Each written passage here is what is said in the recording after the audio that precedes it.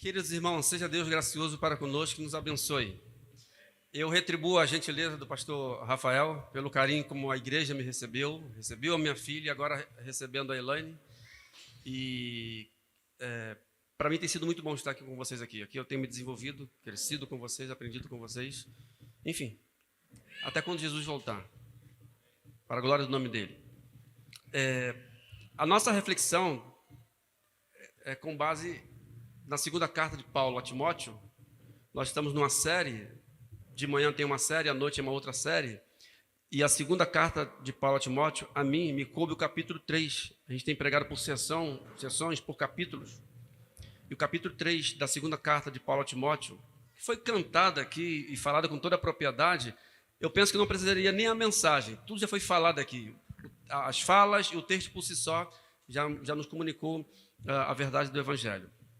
Bem, capítulo 3 nos diz assim: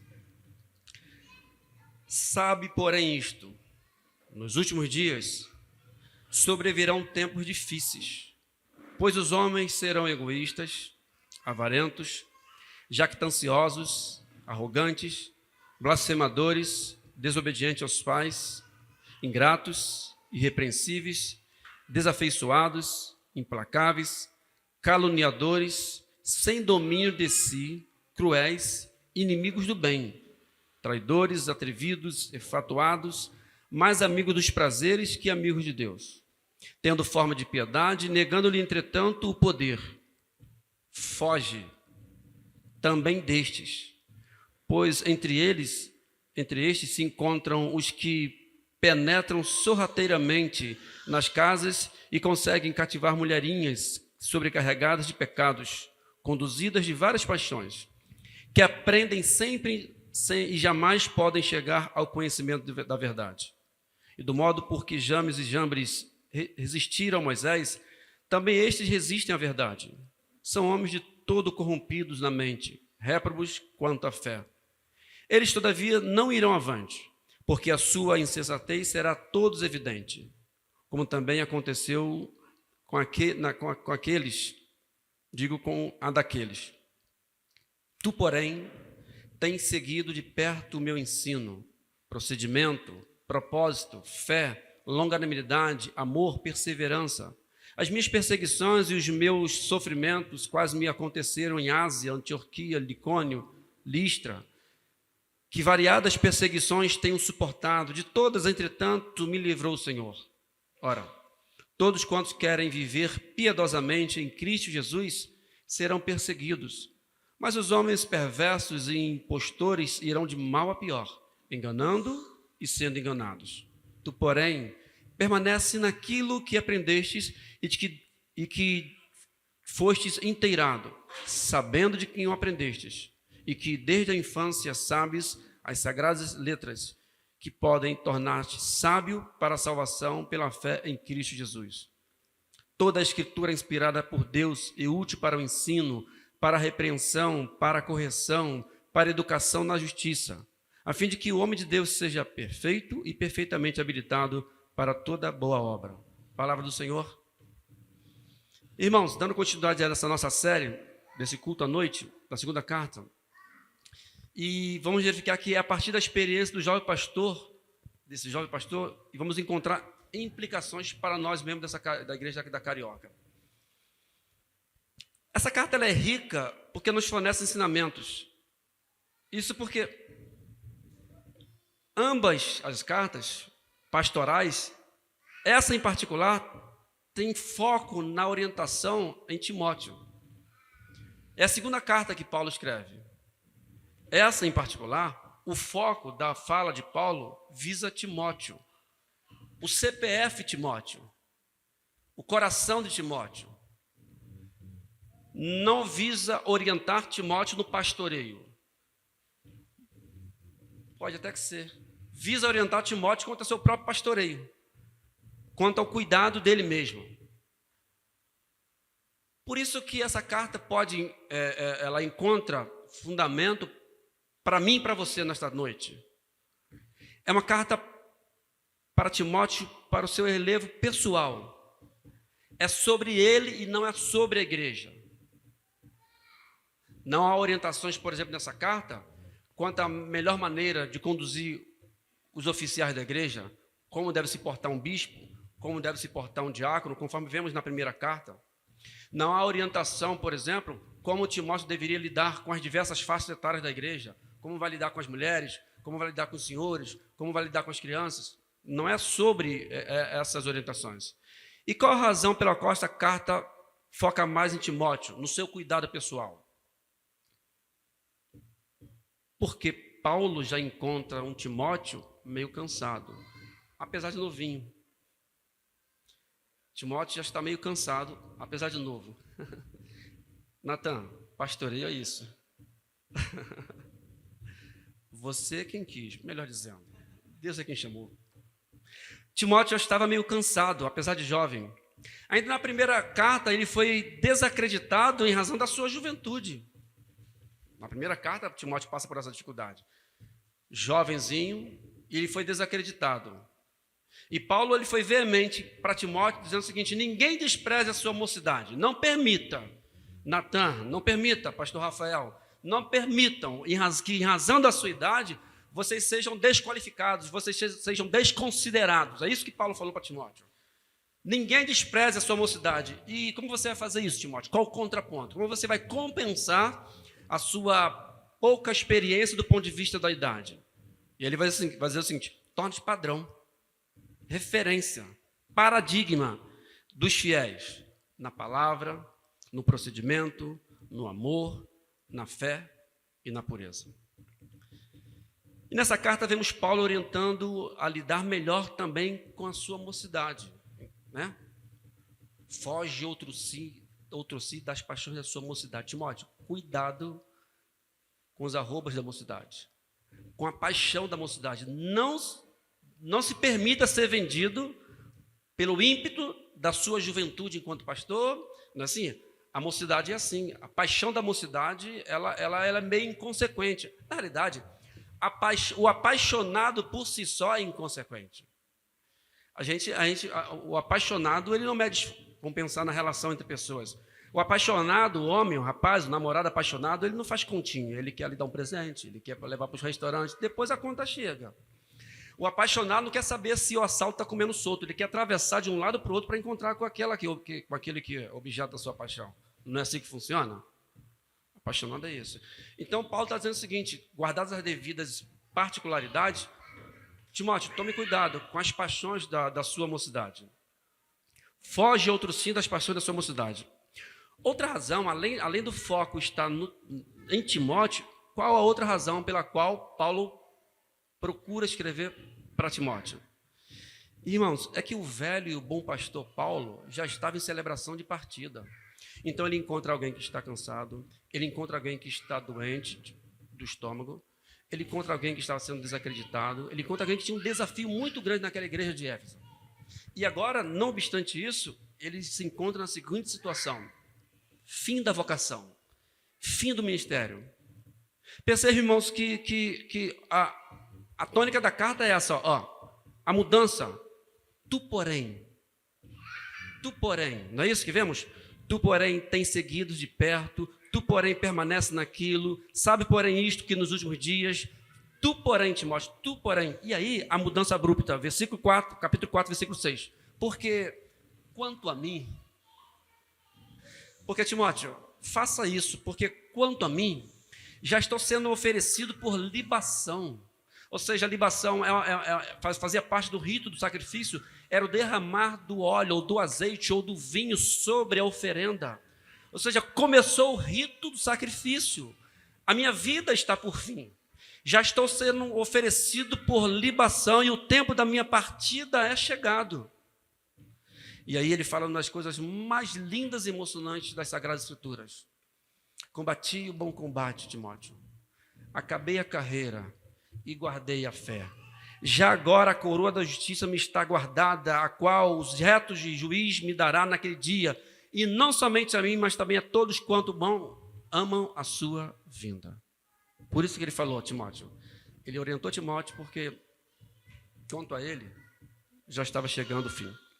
Queridos, que coisa interessante. A maneira como Paulo lida com o fator morte.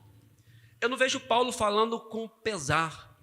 Eu não vejo Paulo falando com medo. Eu não vejo Paulo falando com inquietação. Timóteo, faça isso, porque o dia da minha partida já é próximo. É como se ele dissesse, eu sou muito bem resolvido com a minha finitude. Eu sou muito bem resolvido com a vida que termina, e a vida termina. E porque Paulo tinha essa certeza, irmãos, que ele dizia, a gente precisa louvar a Deus por isso. O Evangelho de Jesus Cristo nos dá essa segurança. O Evangelho de Jesus Cristo nos tira de nós o temor da morte, não que a queiramos a qualquer momento, não é isso. Mas se ela vier, tranquilo, porque sabemos para onde vamos. É isso que Paulo está dizendo. Combati o bom combate, e acabei a carreira e guardei a fé. Eu me lembro que São Francisco de Assis, ele tinha uma dificuldade com a morte. E a melhor maneira como ele passou para lidar com a morte foi ele repensar a questão da ressurreição. Quando ele entendeu a ressurreição de Jesus Cristo, a partir daí, Francisco de Assis passou a chamar a morte de minha amiga morte, aquela que me conduzirá aos braços do meu Senhor. Que bom. Não pode ser objeto da nossa inquietação. Olha o paradoxo, muito embora não queremos, mas se vier, sabemos para onde vamos. Esses dias eu estava batendo papo com a Gabi, e ela falou isso nos nossos papos, porque ela cisma que eu falo muito de morte. Eu falei, mas é a nossa agenda. Meu pai me ensinou assim. Meu pai me ensinou cantando. Meu pai cantava, vou andando para o céu, estou alegre e satisfeito. Um dia, ele ficou ruim. E aí eu recebi o telefonema, Daniel, teu pai está lá no hospital, ruinzinho. Eu cheguei lá, ele estava todo de branquinho, ele já é branco, meio português, brancão, roupa, parecia que está no céu, espírito, tudo de branquinho assim, já viu isso? E aí eu fui conversar com, está gravado, né, no céu. E eu fui conversar com o velho Abel, falei, o que houve, velho? Meu filho, eu quase morri, estava com leucemia, perdeu muito, eu quase morri. Eu falei, agora eu vou brincar com o velho. Pai, mas o Senhor me ensinou desde tenra idade a cantar no céu, vou andando para o céu, vou andando, está na hora de andar. Não, ele, agora não. Mas agora não, filho. Vamos ficar mais um pouco de tempo. Mas ele nunca teve temor disso. E eu fui aprendendo dessa forma, não que eu queira morrer, mas Paulo fazia isso. Timóteo, o meu fim está próximo. Tinha muita segurança para falar isso. O meu fim está próximo. Então, a outra razão pela qual Paulo escreve para Timóteo é em razão das suas dificuldades que estavam passando e razão da certeza da sua partida. Irmãos, o capítulo 3 dessa carta, os capítulos formam uma engrenagem. Não são departamentos estanques, esses 4 capítulos. Eles se complementam. Eles não são independentes, eles se complementam. E o capítulo que lemos começa com Paulo fazendo uma advertência. Não é isso? Sabe, porém, isto: nos últimos dias sobrevirão tempos difíceis, pois os homens serão egoístas. Aí é essa relação de atributos para esses dias difíceis. Então, é em razão desse cenário aqui que nós vamos entender as orientações de Paulo nos capítulos anteriores. Em razão desse cenário, por isso que a gente vê Paulo falando para Timóteo nos capítulos anteriores. Primeiro ele faz um apelo à lembrança da fé que vem de berço. Logo no capítulo 1, lembrando das tuas lágrimas, estou ansioso por ver-te, para que eu transborde de alegria, pela recordação que vos guardo da tua fé sem fingimento, a mesma que primeiramente habitou em tua avó Lóide e em tua mãe Eunice, e estou certo que também habita em ti. Por que Paulo estava provocando isso em Timóteo nos primeiros momentos? Para depois dizer o seguinte, Timóteo, é por conta disso aqui. Os dias serão difíceis. Por isso ele vai orientar Timóteo o seguinte, não tenha vergonha, portanto, do Evangelho. Por isso ele vai dizer a Timóteo, revive o dom de Deus que há em ti pela imposição da mão dos presbíteros. Por isso ele vai dizer a Timóteo, mantenha o padrão das palavras que de mim ouvistes. Não negocie o que eu ensinei para você. Por isso ele vai dizer a Timóteo, guarda o bom depósito, que é o Evangelho. Guarda o bom depósito, não negocie esse Evangelho. Por isso ele vai dizer a Timóteo: Timóteo, evite se embrenhar em contendas, em papos que não vão edificar nada. Se a turma está mergulhando na fofocada, Timóteo, não compartilhe, exorte. Não alimente esses papos que não vai promover a edificação. Se você é assim ou assado, se você pensa diferente de mim. Não temos como perder tempo, inclusive na igreja da Carioca. Ficar chateado com quem pensa diferente da gente. Ficar chateado com quem procede, faz leitura da vida diferente da gente.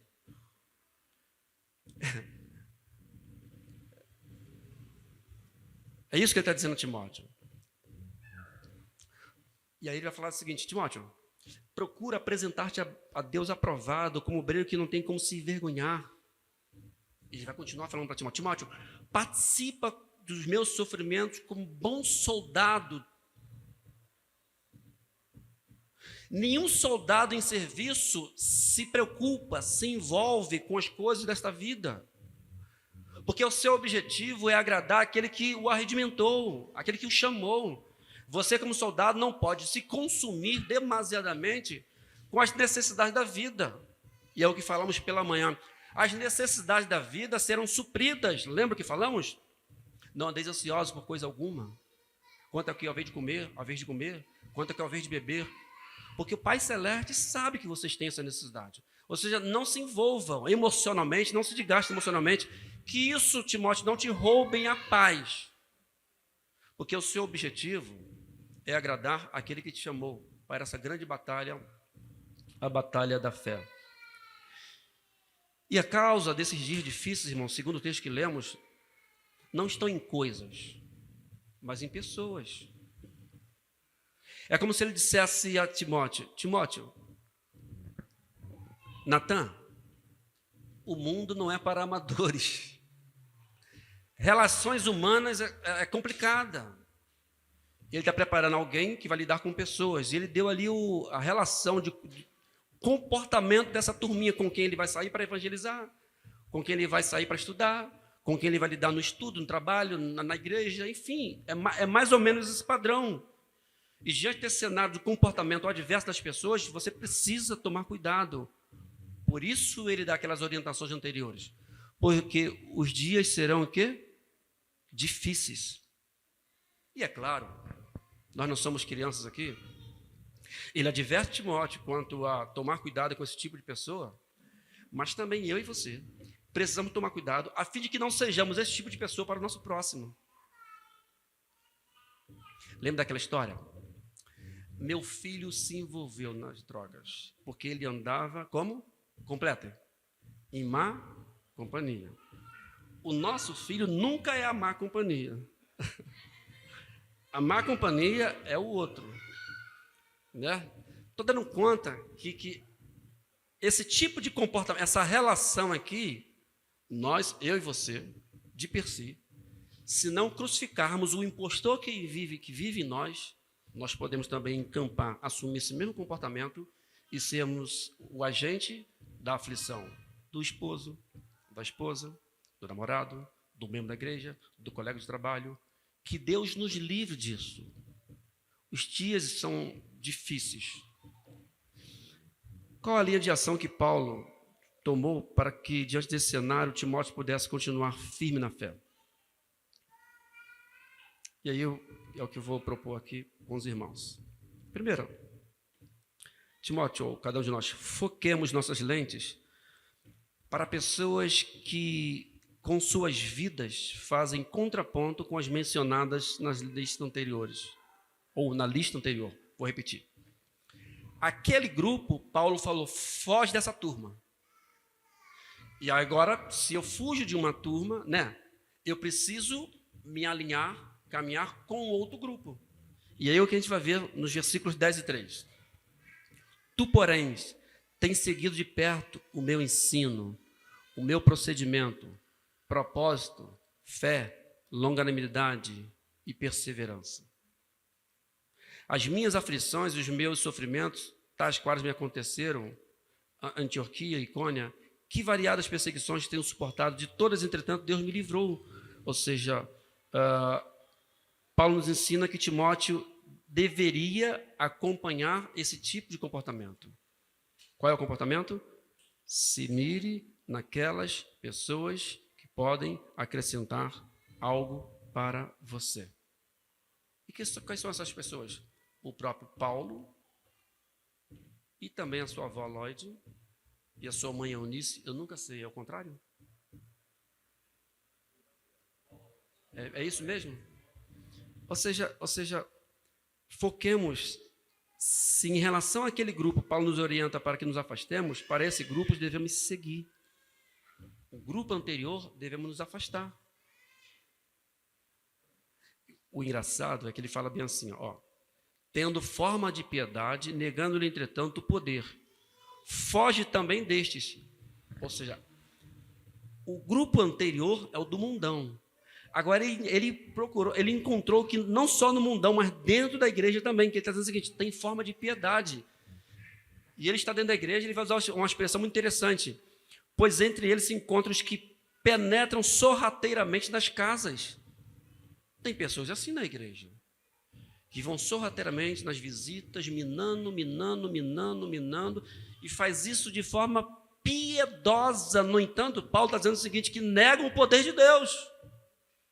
Aí eu me lembro, pastor Ricardo, ele vai ver eu falando dele aqui, parceirão, amigão, ele conta uma história que um dia tinha uma mulher, um membro na igreja, uma senhora viúva, com seus 50 e poucos anos, e ela encontrou um senhor divorciado com seus 60 anos. E os dois começaram a se encontrar e namorar para futuramente casar. Pois bem, uma senhora da igreja procurou meu amigo e falou assim, pastor, eu quero falar um negócio com o senhor. Não tem a irmã fictícia, Joaquina? Sim. Pastor, estou preocupada com ela porque ela tem problema de coração. Vamos orar por ela. Por quê, minha irmã? Porque ela fica cansadinha, mas toda semana ela vai lá na casa do irmão Joaquim fazer o arroz para ela, para ele. Isso não é bom para o coração dela. Toda semana, pastor. Vamos orar por ela. A pergunta que eu faço aos irmãos, ela estava preocupada com o arroz? Era uma forma piedosa de dizer, pastor, olha lá. O texto está dizendo o seguinte, foge deste também, que de forma piedosa destrói o seio da igreja. Não é isso que o fariseu fazia? Graças te dou a Deus, orando, porque não sou como esse publicano. Então ele faz uma exaltação às suas virtudes. Então ele se exalta as suas virtudes e ele é um piedoso, perverso. E X9, não sou como esse publicano. Ele entrega o cara. Mas faz isso orando. Faz isso de forma piedosa. Faz isso no ambiente religioso, que Paulo está dizendo o seguinte, fuja dessa turma. E ele nos orienta para que encontremos em outras pessoas o contraponto para que vivamos bem. E qual é o contraponto? O próprio Paulo, a própria avó, a própria mãe. E é claro que nós devemos amar a todos, mas vamos nos alicerçar com pessoas que querem compromisso com o Evangelho. E orar, é claro, com aqueles que não querem compromisso, a fim de que, não obstante estarem na igreja, a graça venha alcançá-lo. E que eu e você, de per si, tomemos cuidado para que também nós não fiquemos preocupados com o arrozinho que a dona está fazendo. Porque existe um impostor em nós. Segunda coisa que Paulo orientou para que Timóteo procedesse, não é só substituir a relação de contato com pessoas, se afasta desse setor e se une a outro setor. Olha o que Paulo fala, tu, porém, tens seguido de perto o meu ensino. Você sabe como eu tenho ensinado aqui, Timóteo? O meu procedimento no meio aqui da igreja. Você sabe como eu procedo aqui? O meu propósito, a minha fé, o meu amor, a minha perseverança. Timóteo, você tem me acompanhado. É como se ele dissesse, cola comigo, Timóteo. Fique aqui do meu lado. Segunda coisa, diante dos ensinos de falsos mestres, Paulo exorta Timóteo quanto à necessidade de permanecer nos ensinos. Versículos 14 e 17. Tu, porém, permaneça naquilo que aprendestes e de que fostes inteirado, sabendo de quem o aprendestes. Olha só. Permaneça firme e sabendo de quem você aprendeu, a saber, da sua avó, da sua mãe e de mim. E que desde a infância sabe as sagradas letras que podem tornar-te sábio para a salvação pela fé em Cristo Jesus. Toda a Escritura é inspirada por Deus e útil para o ensino, para a repreensão, para a correção, para a educação na justiça, a fim de que todo homem de Deus seja perfeito e perfeitamente habilitado para toda boa obra. E o que deveria Timóteo a permanecer nesses ensinos? O caráter fidedigno de quem ensinou, a saber, Paulo e a sua avó e a sua mãe. Segundo, e aí a gente vê a importância da educação das Escrituras no lar. A avó de Timóteo, a mãe de Timóteo sempre ensinaram ele. Não é sem motivo que por diversas vezes a Bíblia Sagrada aponta para essa necessidade de ensinarmos as nossas crianças. Ensina a criança no caminho que deve andar, ainda que quando for velho, não se desviará dele. E Timóteo teve essa grande experiência. Eu não sei se vocês tiveram o grande privilégio de serem educados no seio da igreja. Eu tive esse privilégio. E tive desprazer também de sair do meio dessa educação. Mas a educação do velho Abel e da dona Clotilde foi determinante para mim. Ah, como foi. Eu não sei se eu contei essa história aqui. Eu vou contar. Se eu não contei, eu vou repetir. Duque de Caxias, a terra de Cheiroso, de onde eu sou. E a gente ia para Cachoeira, em Guapimirim. Pegava aquele trenzão para Guapimirim, tem que ficar aqui, né? Só de chinelo e short, duro, liso, mais de 15 guris. E pegava aquele trem, pastor Rafael, que ele ia entrando nas matas assim, ó, e os velhos não sabiam. Tá? Mas a grande sacada, o barato, não era ir no vagão, era ir na máquina, pendurado assim. Ó. E aí, de repente, veio saindo uma fumaça. E não era a fumaça da Maria Fumaça, era uma maconha. A maconha estava vindo, a molecada estava trazendo maconha. Está chegando, passando de por um. Está chegando perto de mim. Está chegando perto de mim. E quando foi chegando, é como se eu escutasse aquela voz ecoando no meu ouvido, quando o velho Abel me deitava no seu colo e cantava assim: se o Espírito de Deus se envolve em mim, eu canto como o rei Davi. Se o Espírito de Deus se envolve em mim, eu canto como o rei. A fumaça passou. Não voltei para a igreja ainda naquele momento, mas a fumaça passou. A orientação, a cria, a educação foi determinante. E Paulo apela para isso. Timóteo, você sabe de quem você ouviu. Sua mãe, sua avó ensinaram você. Fique firme nesse fundamento. Então, a inspiração, a outra motivação não era só sobre quem ensinou, mas o conteúdo daquilo que é ensinado. Ou seja, sobre a inspiração das Sagradas Escrituras. Versículo 16. Toda a Escritura é inspirada por Deus e é útil para o ensino. Ou seja, a ênfase não estava... Os avós, a avó de Timóteo, a mãe de Timóteo e o próprio Paulo só tinham autoridade para ensinar porque ensinavam as Sagradas Escrituras. Não era a ênfase, o impacto não estavam nele. O padrão não eram eles. Eles só se tornaram padrões porque se submeteram, porque entenderam que as Escrituras são inspiradas por Deus, porque eles entenderam que as Escrituras são a palavra de Deus, porque eles viviam as Sagradas Escrituras, por isso eles se tornaram padrão. Então, a motivação está nas Sagradas Escrituras, palavra de Deus.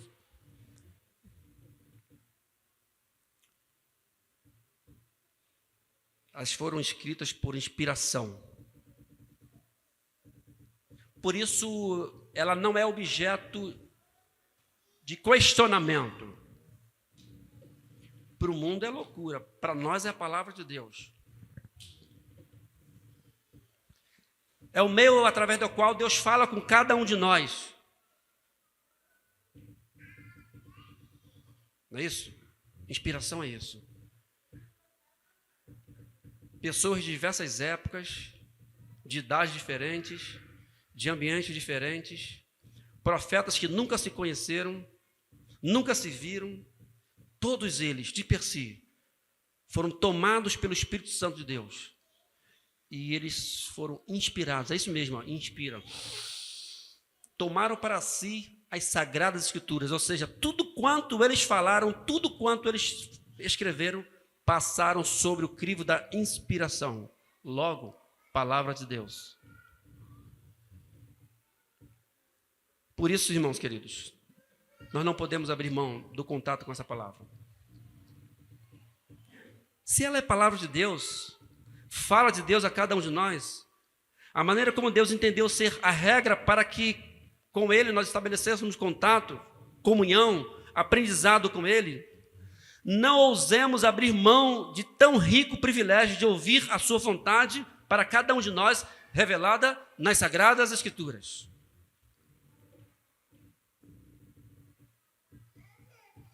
Quantas vezes você liga para ter um contato, para ouvir e falar com aquele que você ama? Quanto mais você ama, quanto mais você tem interesse, mais ligação você faz. À medida do desinteresse, vai diminuindo a ligação. À medida do desinteresse vai diminuindo a vontade de falar com, vontade de estar com. Portanto, se eu desprezo as Sagradas Escrituras, significa dizer que eu estou perdendo o interesse, logo, perdendo a vontade de falar com, de estar com, de ouvir com aquele que sonda os nossos corações, que sabe o que é melhor para cada um de nós, que tem nas Sagradas Escrituras a melhor orientação para mim e para a sua vida.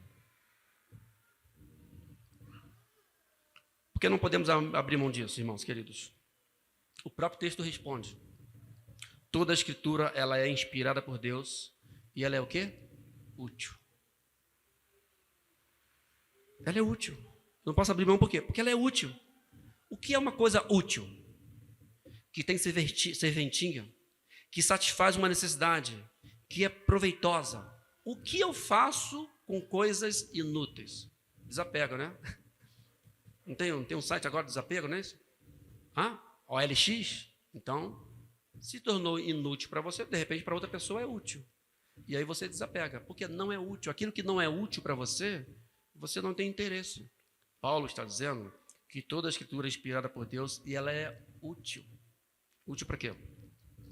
Ela é útil para o ensino. É um meio de comunicar o conhecimento acerca da revelação de Deus a cada um de nós. Como você pode conhecer acerca do seu Deus, do Deus que você crê? Se não através das Sagradas Escrituras. Quando eu desconheço, falei hoje pela manhã, quando eu desconheço a natureza desse Deus, que é manifestada na sua santidade, na sua perfeição, na sua soberania, quando eu desconheço esse Deus, eu crio um Deus à minha imagem e semelhança. Quantos evangélicos criam um Deus à sua imagem e semelhança? Desconhece a divindade. Quando eu desconheço a divindade, eu o anuncio de forma equivocada. Quando eu desconheço a divindade, eu me relaciono por consequência com ele de forma equivocada. Quando eu desconheço um Deus santo, logo eu não vou ter temor de pecar contra ele, porque eu desconheço o Deus santo.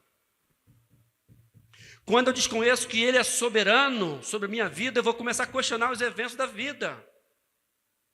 Eu vou esquecer que todas as coisas contribuem para o bem daqueles que amam a Deus, daqueles que foram chamados segundo o seu propósito, segundo o seu decreto.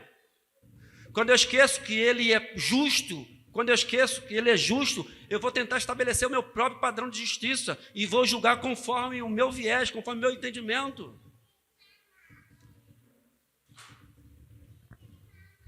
Por isso, as Sagradas Escrituras devem ser procuradas por aqueles que amam o Deus, que se revela nas Sagradas Escrituras.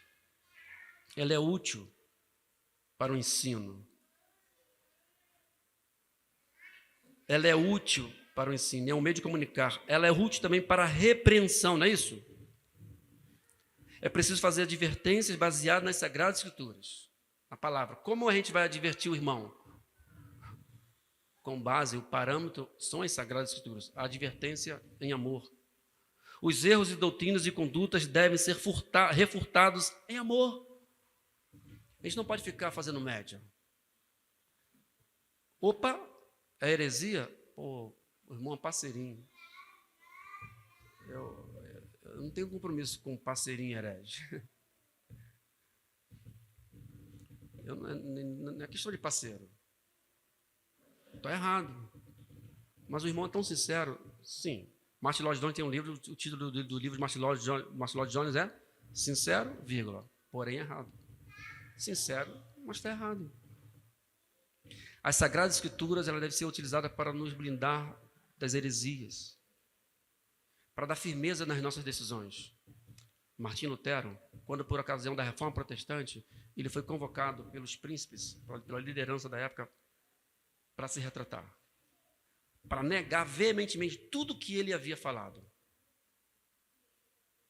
E Martim Lutero, tranquilamente, emite a seguinte palavra que eu vou ler.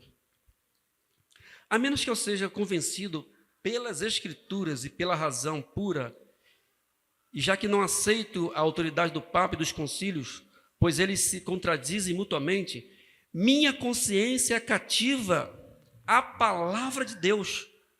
Eu não posso e não vou me retratar em nada, pois não é seguro nem certo ir contra a consciência. Finalizando, ele fala bem assim, que Deus me ajude. Ele sabia que ele tinha um compromisso com as Sagradas Escrituras. Então é útil para a correção, é útil para o ensino, e é útil também para a repreensão e também para a correção. Ou seja, eu não só repreendo, mas eu preciso corrigir o repreendido. Eu preciso orientar um novo caminho. Você repreende, disciplina, não é isso, pastor? Como fica o disciplinado? O disciplinado fica assim, ó, vem cá, é de discípulo. Fica ao lado. Vou te ensinar como se deve andar agora, tá? Eu repreendi, agora eu vou corrigir, porque você estava no caminho inadequado. O que Paulo está dizendo para Timóteo é isso. As Sagradas Escrituras, elas são inspiradas por Deus, ela é útil para a correção, para a repreensão, em justiça, em amor, a fim de que o homem de Deus seja perfeitamente aprovado para o serviço dos santos. Irmãos queridos, Paulo fala isso para Timóteo, percebendo que está partindo, percebendo que seus dias se vão passando, sabe, porém, isso, Timóteo, nos últimos dias sobrevirão tempos difíceis. Queridos, guardadas as devidas particularidades com a sua vida, com a minha vida, com a vida de Timóteo, eu e você, nós temos as nossas demandas. Os dias são difíceis. Os dias são difíceis. Muitas coisas vão acontecendo. Do ponto de vista de diversos setores, não está fácil viver aqui. Por isso, o que fazer? No mundo onde tudo é relativizado, inclusive a verdade, não existe mais verdade absoluta, tudo é relativo. A igreja da Carioca, os fiéis, os santos, os redimidos, aqueles que foram alcançados pela graça, nós precisamos firmar numa verdade absoluta. Cristo é a verdade absoluta. A palavra de Deus, ela foi a revelação de Deus. Não negociemos a palavra do Senhor. Finalizo citando o diácono Severino, da igreja presbiteriana lá no Jardim Panorama, em Caxias. As pessoas foram caçoar dele, falando o seguinte: que história é essa, Severino? De dizer que o homem foi engolido por um grande peixe. Isso é mentira. Resposta do Severino: a Bíblia diz que o homem foi engolido por um grande peixe. Se a Bíblia dissesse que um grande engoliu o homem, a Bíblia diz que um grande peixe engoliu o homem. Se essa mesma Bíblia dissesse que o homem engoliu um grande peixe, eu ainda assim acreditaria, porque é a palavra do Senhor. Queridos, é sobre isso aqui. Revelação pura de Deus, palavra de Deus aos nossos corações, que vai fazer impacto naquilo que cantamos, que vai fazer impacto naquilo que pregamos, que vai fazer impacto naquilo que vivemos. É regra de fé e prática. Não é um livro qualquer. Foi escrita por homens, muitos falam, sim, sob poder, tomados pelo Espírito Santo de Deus. Mas eu não acredito. Eu sei, vocês são caídos. Nós somos privilegiados de sabermos que isso aqui é a palavra de Deus. Em pleno século XXI, vivamos de conformidade com as Sagradas Escrituras. Que Deus nos guarde e nos abençoe. Amém.